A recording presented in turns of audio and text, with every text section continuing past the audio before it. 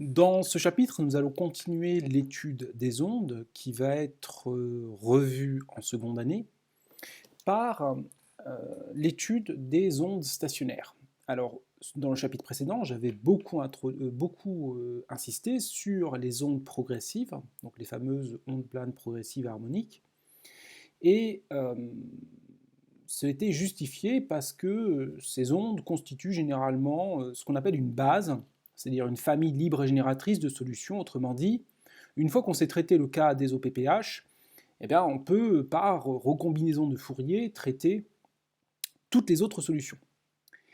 Alors, il y a juste un point qui posait problème dans ces OPPH, c'était que celles-ci étaient de durée infinie, ce qui peut poser problème puisque ça veut dire que l'onde se balade dans un espace de dimension infinie. Alors, maintenant, ce que l'on va voir dans ce chapitre, c'est, premièrement, ce qui se passe éventuellement lorsque l'on prend en compte ce que l'on appelle des conditions limites, c'est-à-dire que, par exemple, j'envoie la lumière sur un miroir, que se passe-t-il lorsque la lumière arrive sur le miroir? Et puis, deuxième étape, quelle est, lorsque l'on a des conditions limites, un autre type de solution qui est beaucoup plus adapté à la situation et qu'on va appeler des ondes stationnaires. Commençons. Tout d'abord, nous allons partir sur un point sur lequel je ne vais pas insister beaucoup, qui est donc la question de la réflexion et de la transmission d'une onde, puisque ça va être surtout revu en deuxième année. Ce n'est pas en fait au programme de première année, c'est au programme de deuxième année. C'est pour ça que c'est peut-être la partie la plus difficile de ce chapitre-ci, et sur laquelle je vais peut-être insister le moins. Je vais insister plus sur la partie qui concerne effectivement ce qu'on appelle les ondes stationnaires. Je vais essayer surtout de montrer un résultat, c'est que lorsqu'il y a des conditions limites, donc c'est ce que je dis ici, lorsqu'une onde arrive sur un changement de milieu, donc ce qu'on appelle en physique des conditions limites, c'est-à-dire des conditions imposées à un endroit de l'espace, ou sur une discontinuité de manière générale, eh bien, il est nécessaire d'introduire ce que l'on appelle une onde réfléchie et une onde transmise. Alors je pense que les mots onde réfléchie et onde transmise, bah, ça vous rappelle quelque chose. Les lois de Descartes en optique.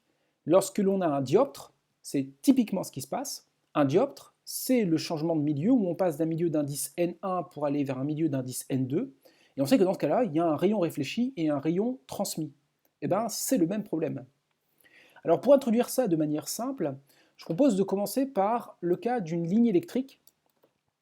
Et contrairement au premier chapitre, cette ligne électrique ne sera plus infinie. Rappelez-vous, dans le chapitre précédent, j'avais étudié des chaînes infinies d'oscillateurs. Cette fois-ci, je vais étudier une chaîne ou une ligne de longueur finie. Alors on imagine que l'on a une ligne bifilaire pour laquelle à tout instant et à tout endroit, je suis capable de décrire le courant électrique en tant qu'onde et la tension électrique en tant qu'onde. Celle-ci se déplace de la gauche vers la droite. Et arrivé en x égale L, il y a ce qu'on appelle une charge. Rappelez-vous qu'ici le mot charge doit être pris au sens de l'anglais, donc load, c'est-à-dire quelque chose que le système doit supporter. Et donc c'est par exemple une impédance, parce qu'on sait que le rapport entre une tension et une intensité, en notation complexe, c'est une impédance. Et donc je dis, on considère une ligne bifilaire que l'on a déjà étudiée. Elle possède une vitesse qui vaut 1 sur racine de lambda gamma, où lambda et gamma sont respectivement la densité linéique d'inductance propre et gamma, la densité linéique de capacité. Autrement dit, la capacité par unité de longueur. Modélisation. Je vous propose de dire qu'on étudie le cas où la charge est une impédance électrique, Z bar L. Alors je vous rappelle la notation complexe, la notion d'impédance n'existe qu'en notation complexe. Et on va dire qu'on se place en régime sinusoïdal de pulsation oméga, et on note les tensions complexes, donc l'équivalent complexe de ces signaux-là, à l'abscisse L, et on dit simplement que si ZL c'est l'impédance à cet endroit-là, eh bien elle vaut le rapport entre la tension et l'intensité. Donc Z indice L, c'est le rapport entre U et I, mais attention, à l'endroit de x égale L. Et ceci bien sûr pour tout T, puisque l'impédance est quelque chose ici qui ne change pas. Cette chose-là, Bah, c'est écrire en physique ce qu'on appelle une condition aux limites, c'est-à-dire une condition sur l'espace. Depuis le début de l'année, on écrivait ce qu'on appelle des conditions initiales, c'est-à-dire on disait qu'à l'instant t égale à 0, on imposait une condition à notre fonction qui est la solution d'une équation différentielle. Et bien lorsqu'on dit qu'on impose une condition non plus à t égale à 0, mais par exemple à x égale à 0 ou à x égale L, eh bien on dit qu'on a une condition aux limites. Donc c'est une condition imposée sur les limites de l'espace. Eh bien on va dire qu'on considère d'abord une onde incidente. Cette onde incidente, je propose de la prendre sous la forme d'une onde plane progressive harmonique, et pour cela, je vous propose de l'écrire sous une forme exponentielle j-t moins kx en notation complexe. Donc toute la suite, je vais me placer en notation complexe, puisque la notion d'impédance n'existe qu'en notation complexe. Dans ce cas-là, je suppose que, comme on sait que le modèle simple qu'on avait étudié était un modèle où l'équation d'onde était une équation de D'Alembert, eh bien on va poser directement que k égale oméga sur v, et donc oméga sur v, ça vaut aussi racine de lambda gamma fois oméga. On connaît aussi ce qu'on appelle les équations de couplage, c'est-à-dire les équations qui relient variation temporelle et variation spatiale des deux grandeurs couplées. C'est ce qu'on avait obtenu avant. Rappelez-vous, c'est avec la loi des mailles et la loi des nœuds. J'injecte le candidat solution proposé, c'est-à-dire par exemple j'écris que u bar égale um exponentielle j oméga t moins kx. Et donc, si j'injecte ça, dans l'une des deux équations de couplage, eh bien j'en déduis que le rapport à toute abscisse x entre u et i, eh bien il vaut l'impédance caractéristique Zc égale racine de lambda sur gamma. Alors, qu'est-ce que ça veut dire Zc? Zc, comme c'est le rapport entre U et I, en fait, finalement, c'est l'impédance de l'ensemble de la ligne qui est à droite de l'abscisse X. En effet, si je me place à cet endroit-là, bah, le rapport entre U et I, bah, c'est comme s'il y avait un petit dipôle ici qui représente l'impédance de tout ce qui est à droite, ici, de l'abscisse X. Si on prend les valeurs dont on avait déjà données, qui étaient lambda égale 250 nano-henry par mètre, et puis gamma égale 100 picofarad par mètre, eh bien on obtient une valeur de Zc qui vaut 50 ohms. Alors ce 50 ohms, vous devez vous en rappeler. C'est exactement l'impédance de sortie du GBF que vous utilisez en TP. On verra dans quelques instants que cette normalisation des impédances est faite justement pour éviter ce qu'on appelle la réflexion des ondes électriques et entrer dans le cadre de ce qu'on appelle l'adaptation d'impédance. Je reviendrai dessus. Donc Zc, c'est l'impédance de la ligne, l'impédance caractéristique de la ligne. Alors, remarquez une chose, c'est que j'ai écrit ici que pour tout x, à tout endroit, je devrais avoir finalement u de x virgule t qui vaut Zc fois i. Et j'ai une deuxième condition qui est valable uniquement à la fin, qui est u de L virgule t égale ZL fois I de L virgule t. Alors, vous remarquez une chose, c'est que dans le cas général, il n'y a aucune raison que l'on termine la ligne par une impédance de charge qui vaut ZL. Ça veut donc dire que si vous ne prenez en compte que cette onde incidente, qui allait de la gauche vers la droite, eh bien, cette condition-là n'est pas vérifiée. Seule solution, vous allez le voir, c'est d'introduire une onde réfléchie. Alors, je vais donc dire que maintenant, deuxième étape, je vais considérer, on va dire, une onde incidente qui va de la gauche vers la droite, et je vais rajouter une onde réfléchie qui va de la droite vers la gauche. Alors, je vais un peu zoomer. Si je considère d'abord, eh bien, le courant total, qui va être la superposition eh bien, de l'onde incidente et de l'onde réfléchie, donc une onde qui va de la gauche vers la droite, plus une onde qui va de la droite vers la gauche, je vais les écrire de manière générale sous la forme, eh bien, il y aura A exponentielle j oméga t moins kx. On se rappelle que oméga t moins kx, c'est une onde qui va de la gauche vers la droite, donc c'est l'onde incidente. Et exponentielle de j oméga t plus kx, ça c'est une onde qui va vers la gauche. Et je leur donne une amplitude A et B. Alors ça peut être des complexes parce que les deux ondes ne sont pas forcément en phase.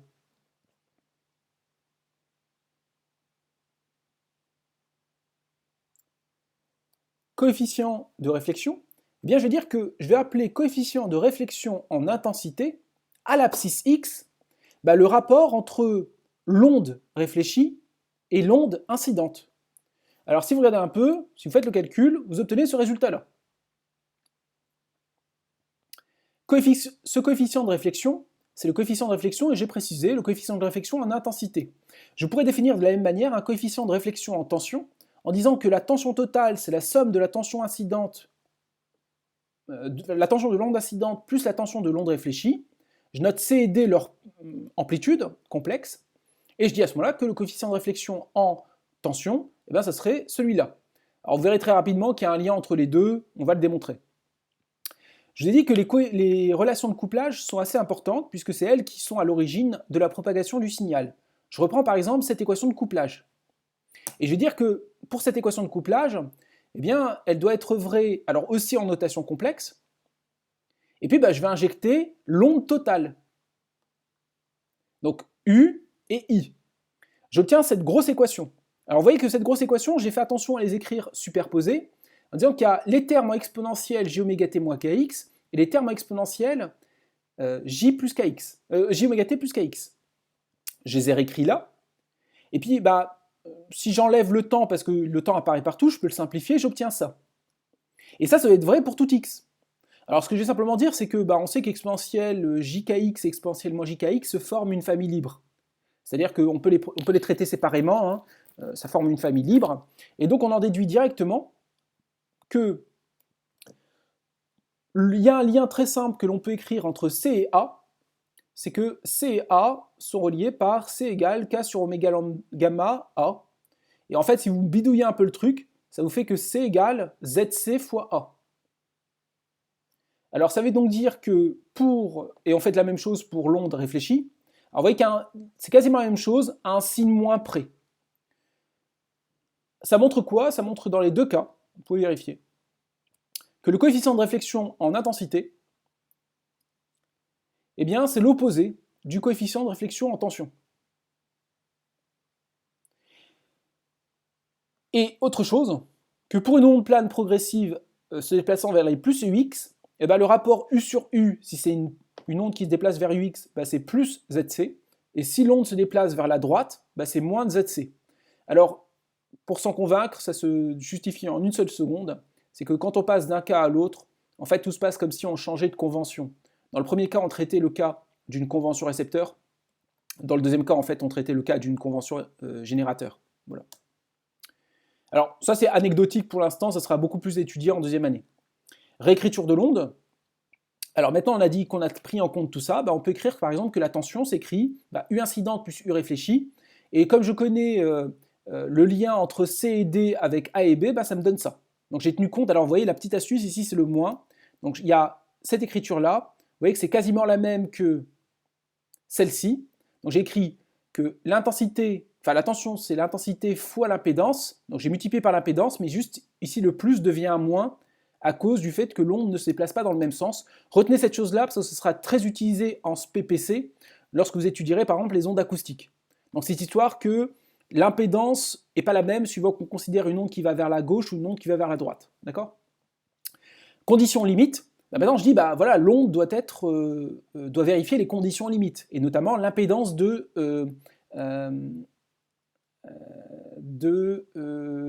la charge. Alors la charge en anglais c'est load, donc c'est ZL. Et donc je dis voilà, en x égale L, je dois avoir que U en L virgule T.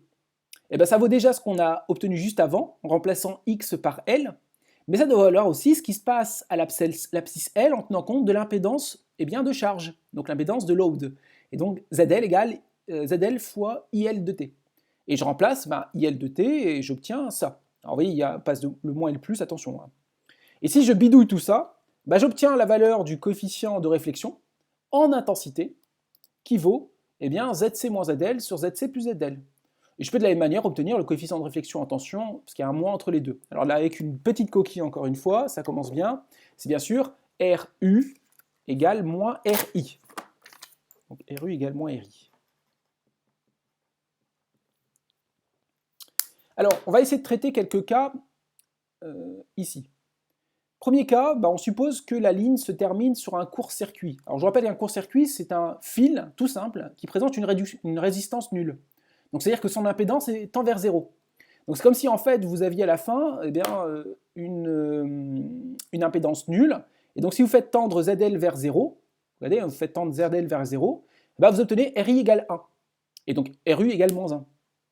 Si vous manipulez tout ça, vous marquez que l'onde devient, pour tout x inférieur à L, I de x virgule t égale 2a, alors j'ai simplement ici un peu bidouillé le truc, exponentielle j oméga t, exponentielle jkl, cosinus de kl moins x. Je peux faire la même chose d'ailleurs pour, je peux obtenir l'intensité réelle, puisque c'est ce qu'on mesure. Un endroit de la ligne et un instant t, l'intensité c'est le produit d'une fonction cosinus de l'espace, cosinus kx, fois une fonction cosinus oméga t. Alors vous voyez que c'est super fondamental cette écriture-là. Vous voyez qu'en notation réelle, au lieu d'avoir un bloc cosinus oméga t moins kx, vous voyez que j'ai séparé ce qui concerne le temps de ce qui concerne l'espace. J'ai grosso modo, à des coefficients près, cosinus oméga t fois cosinus kx. Retenez bien ça, c'est ce qu'on appellera une onde stationnaire dans quelques instants. Et donc si je représente ici, vous voyez, l'intensité évolue. Alors ce que j'ai représenté ici, c'est pour différents instants, donc ça c'est l'instant initial, c'est en trait plein, et les autres instants sont les autres courbes en tiré. Pour différents instants, j'ai représenté l'intensité, et vous voyez qu'il y a des endroits où l'intensité est maximale, des endroits où l'intensité est nulle, et ainsi de suite. Et on va donc introduire un vocabulaire très important. Les endroits où l'intensité présente ces valeurs maximales, c'est ce qu'on va appeler des ventres d'intensité. Les endroits où l'intensité est minimale, est nulle, c'est ce qu'on appelle des nœuds d'intensité. Et vous remarquez qu'il y a exactement la même distance entre deux ventres successifs et deux nœuds successifs. En fait, c'est la longueur d'onde divisée par 2, retenez-le par cœur. Entre deux nœuds successifs, entre deux ventres successifs, il y a la longueur d'onde divisée par 2 dans cette situation-là. Et on peut faire la même chose avec la tension. Vous avez une tension ici qui est maximale, donc un ventre de tension, et un nœud d'intensité, et un nœud de tension. Et chose remarquable, c'est que on sait que I et U sont couplés. Et en fait, une des conséquences immédiates, c'est que les endroits où vous avez un ventre d'intensité, vous aurez un nœud de tension, et réciproquement.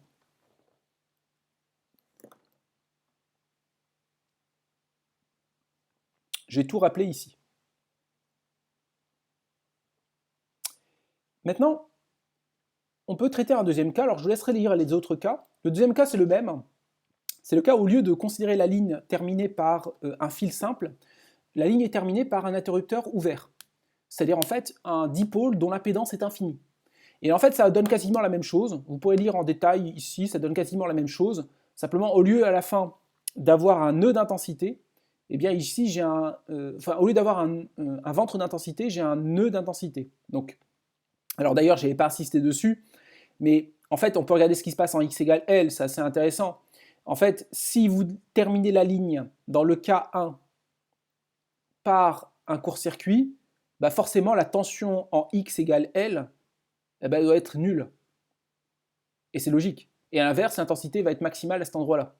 Et à l'inverse, si vous terminez la ligne sur un interrupteur ouvert, vous savez qu'en x égale L, l'intensité est forcément nulle, puisque c'est un interrupteur ouvert. Et puis, il y a un dernier cas qui est intéressant, c'est de dire, on connaissait l'impédance caractéristique de la ligne. Supposons que l'impédance finale de la charge, c'est l'impédance caractéristique de la ligne. Ici, ZL égale ZC. Dans ce cas-là, il n'y a pas de réflexion. RU égale RI égale à 0. Il n'y a pas de réflexion. L'onde, en fait, quand elle va se déplacer, elle ne va pas voir de changement de milieu. Et donc, comme elle ne voit pas de changement de milieu, elle traverse le milieu, elle traverse la discontinuité sans qu'il y ait de problème. Dans ce cas-là, on dit qu'il y a une adaptation d'impédance. Et c'est ce qui se passe en fait en TP, où tout est normalisé à 50 ohms, justement pour que le signal qui est délivré par le générateur traverse le câble coaxial et arrive totalement sur votre circuit, sans qu'entre les deux, eh bien, il y ait eu des réflexions parasitaires. On retiendra une chose, c'est que tout changement de milieu s'accompagne finalement de l'apparition d'une onde réfléchie. Alors, c'est quelque chose qui est assez fondamental puisque c'est ce qui se passera en optique avec le dioptre. Le dioptre, c'est un changement de milieu. Vous passez d'indice N1 à un indice N2. Ça peut être aussi ce qui se passe en acoustique. Lorsque, par exemple, on utilise un émetteur à ultrasons que l'on pose sur le ventre d'une femme enceinte, eh bien, si on le fait directement, la différence d'impédance acoustique entre l'émetteur et le ventre de la femme enceinte est tellement grand qu'en fait, on ne pourrait pas voir l'échographie. Et c'est pour ça qu'on est obligé d'introduire un gel qui va assurer finalement une transition d'impédance entre l'émetteur ultrason et puis le ventre de la femme enceinte pour espérer émettre des ultrasons qui vont jusqu'au bébé. Alors vous verrez ça en deuxième année, bien sûr.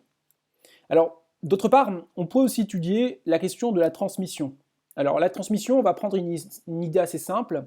Alors, sur cette partie-là, je n'insisterai pas du tout. D'ailleurs, je vais passer quasiment tout de suite à la deuxième partie. Je vous laisserai la lire parce que c'est vraiment du programme deuxième année. L'idée, c'est qu'est-ce qui se passe lorsqu'on a un changement de milieu. On passe par exemple d'une première ligne qui est d'impédance Z1 à une impédance d'une deuxième ligne qui est Z2, par exemple. Donc Z1 et Z2 étant différents. Et on dit bah, la discontinuité se fait en x égale à 0. Donc vous avez une connexion entre deux lignes. Et alors l'idée, c'est de dire qu'on peut trouver ce qu'on appelle un coefficient de réflexion et un coefficient de transmission. Alors là, cette fois-ci, il va falloir manipuler trois ondes, c'est-à-dire une onde incidente.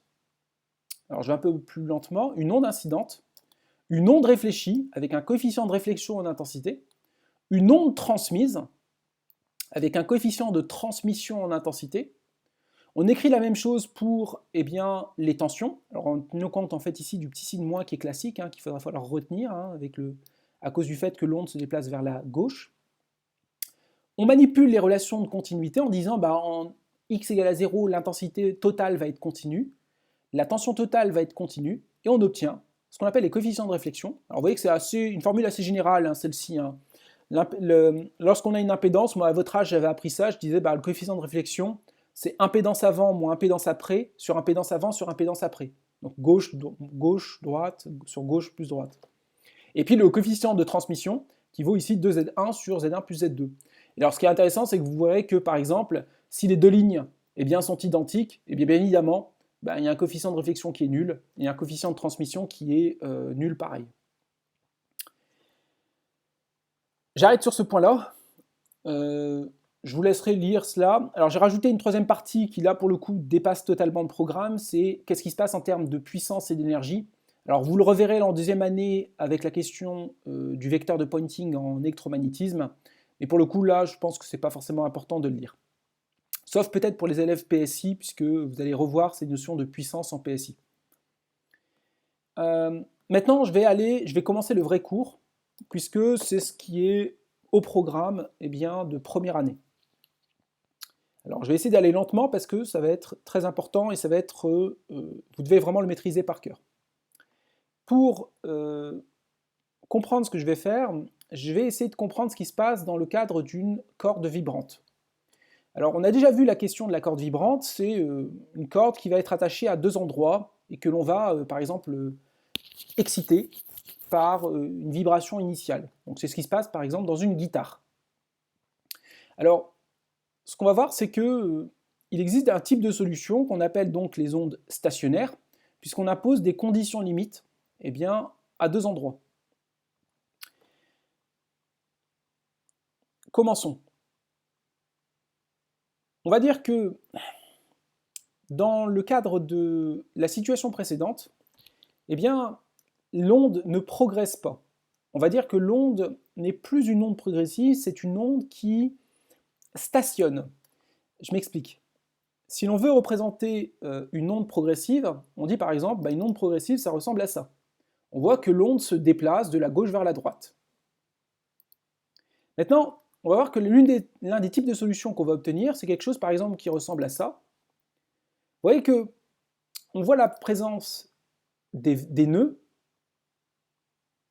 la présence des ventres, et puis bah, finalement la position des ventres change jamais et la position des nœuds change jamais.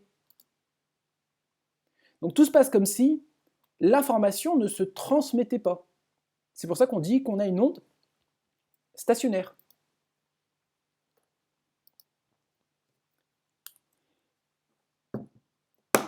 Et donc je vais dire simplement que dans les cas où le milieu est limité, vous allez voir que très vite on va privilégier, dans le cas où le milieu est illimité, pardonnez-moi, qui est le cas du premier chapitre, on privilégiera les ondes progressives, c'est ce qu'on a fait, donc dans le cas d'une chaîne infinie.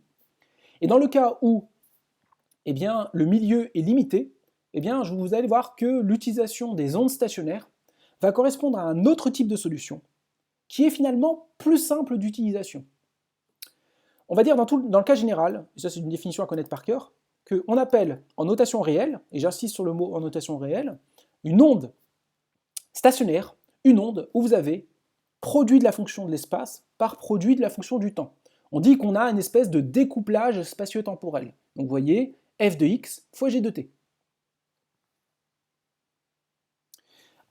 C'est ce que je disais, x et t ne sont plus dans le même bloc. Avant, on avait par exemple f de x moins ct, ou f de t moins x sur c, ou cosinus de oméga t moins kx, c'est-à-dire que t et x étaient dans le même bloc.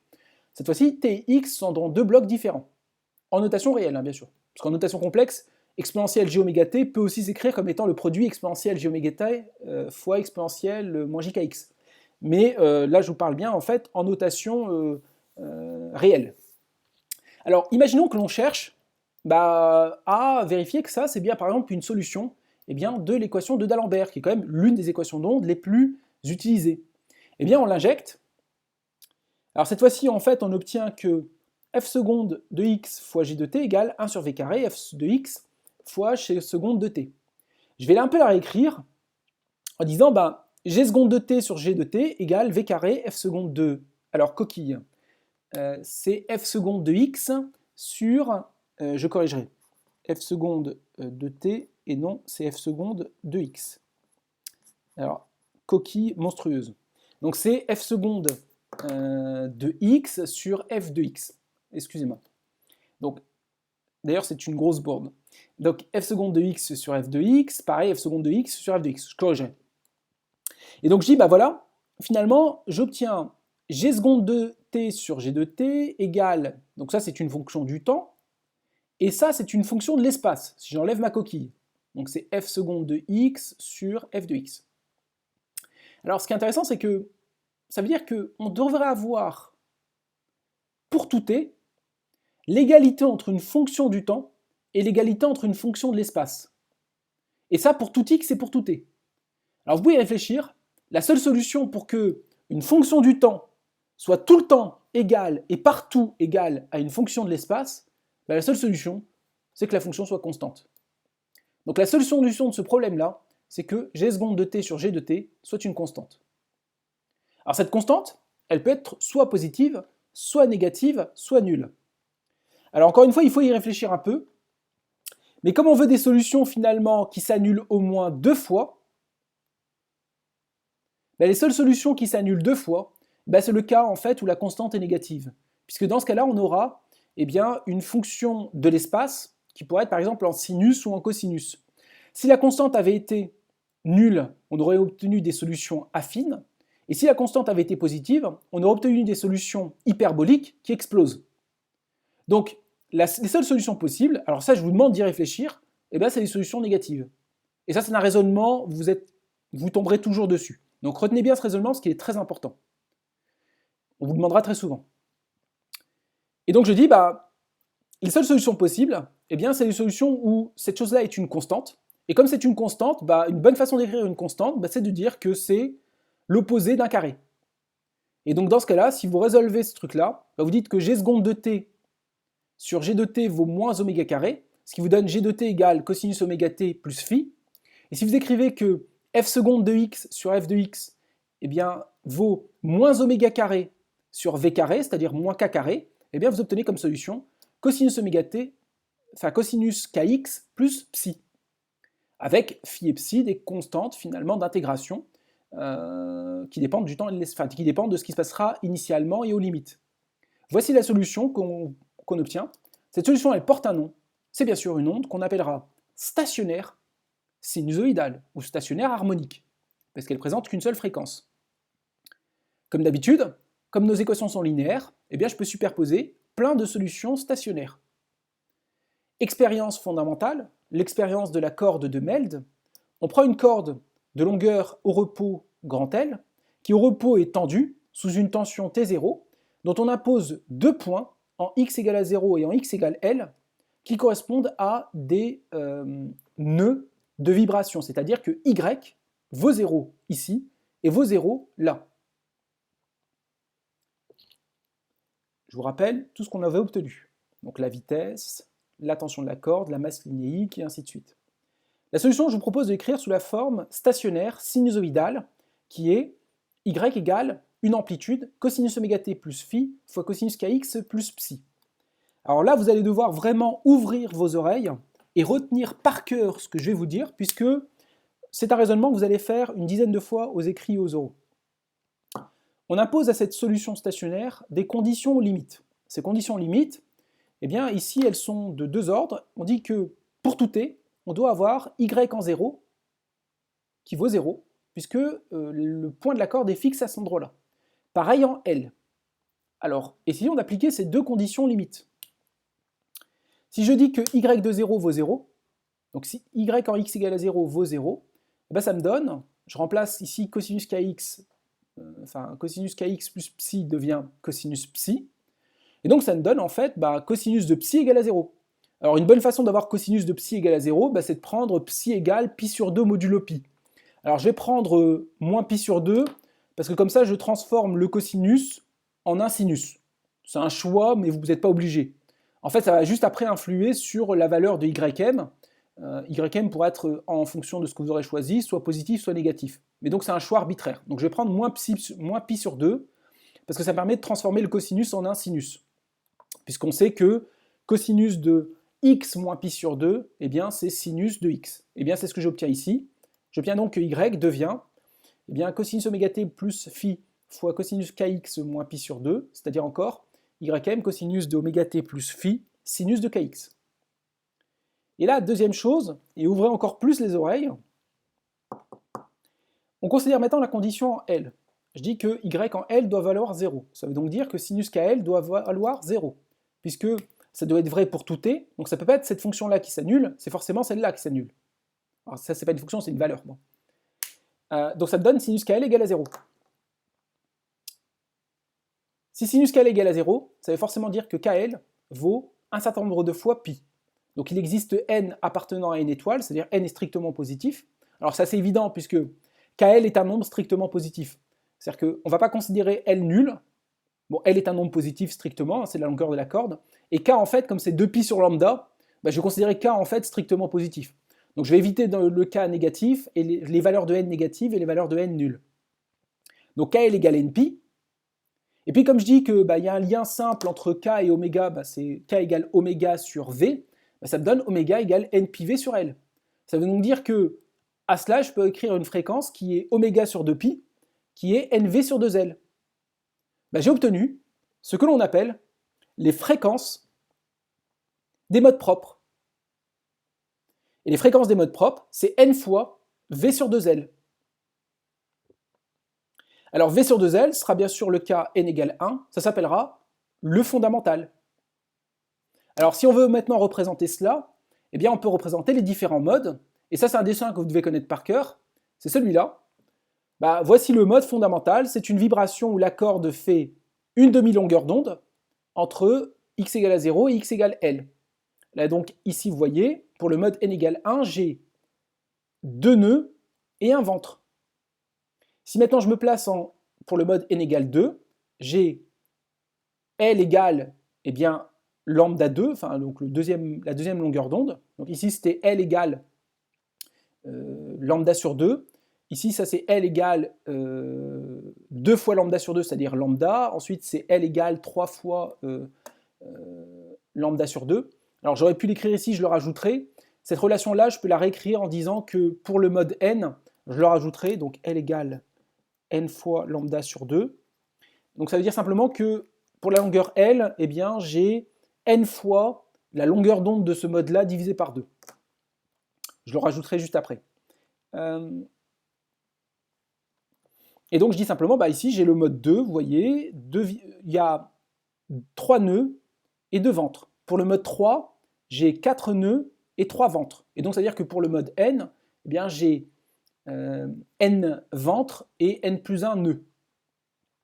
Alors ici, à chaque fois ce que je fais, c'est que je mets en très plein ce qui se passe par exemple à l'instant t égale à 0, et puis après les instants ultérieurs. Alors si vous voulez voir ce que ça veut dire, bah, le mode N égale 1, c'est celui-là. Ensuite, je peux représenter le mode N égale, par exemple, 3. Alors, il va bien sûr 3 fois plus vite, parce que sa fréquence est 3 fois plus grande. Pareil pour le mode N égale 5, il va 5 fois plus vite. Et puis maintenant, je peux représenter pour une corde réelle, eh bien, une superposition d'ondes, ça peut ressembler à ça.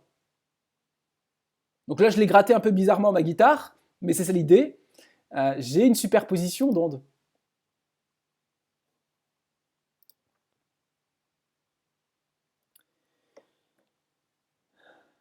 Nous allons bientôt terminer. Vous remarquez que j'ai introduit ce qu'on appelle des modes. Alors ces modes, retenez bien, les modes représentent les fréquences stationnaires qui sont en accord avec les conditions limites. Donc vous voyez que conditions limites imposent, ces conditions limites imposent eh bien, des modes, et ces modes ils ont une particularité, c'est qu'ils vont sélectionner les fréquences. On dit qu'il y a une discrétisation, et on va lâcher le mot surtout, il y a une quantification, on rentre dans la mécanique quantique quasiment, une quantification, une discrétisation des fréquences permises. C'est-à-dire que toutes les fréquences ne sont pas en accord avec les modes propres.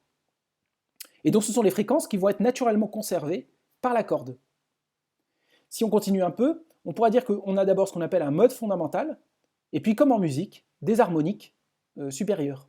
Le premier harmonique, le deuxième harmonique, et ainsi de suite. C'est ce que je dis ici. On peut par exemple prendre un instrument à cordes et dire par exemple que n égale 1 correspondra à sa fréquence fondamentale, c'est V sur 2L. Donc par exemple, pour un violoncelle, les 4 cordes font L égale 70 cm, et celles-ci correspondent aux notes fondamentales de 220 Hz, 147 Hz, 98 Hz et 65 Hz. En fait, ce qui différencie les différentes cordes, c'est en grande partie soit leur masse linéique, c'est-à-dire la façon dont elles sont construites, soit leur tension sur laquelle elles sont, enfin la tension sur laquelle je leur impose, enfin que je leur impose. Et alors ce qui est intéressant, c'est que par exemple, si on prend la première, le La 220 Hz, donc le La 2, eh bien, si la fréquence du fondamental, eh bien, c'est V sur 2L, on sait que la fréquence de l'harmonique suivante, donc n égale 2, vaut le double. Et donc, si elle vaut le double, elle vaut 440 Hz.